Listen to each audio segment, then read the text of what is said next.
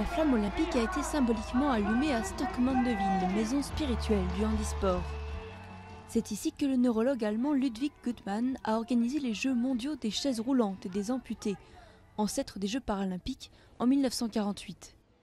Il dirigeait le centre des blessés de la moelle épinière, fondé après la Seconde Guerre mondiale pour les rescapés du front. Il a mis au point une thérapie de rééducation des patients par le sport. Sa fille, Eva, se souvient des Jeux de 1948.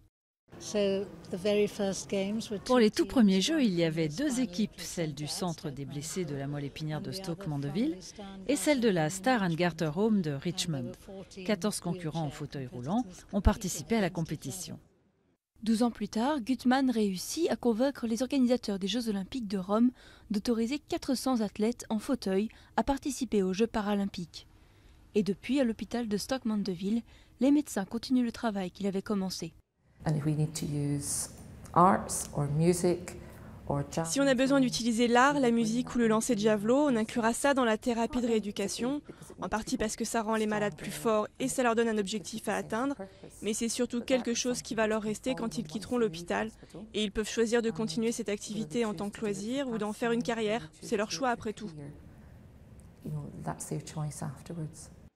Ewan a 13 ans, il est paralysé jusqu'aux épaules. Passionné de boccia, la pétanque adaptée aux handicapés, il suit les Paralympiques avec intérêt. Et il a le droit d'y croire, beaucoup d'anciens patients de Stoke-Mandeville sont devenus des athlètes paralympiques.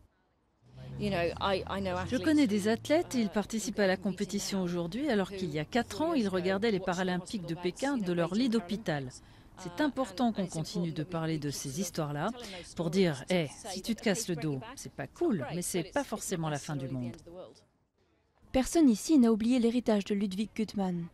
Et cet héritage est mis à l'honneur aujourd'hui grâce aux Paralympiques de Londres, avec notamment l'une des deux mascottes, appelée Mandeville.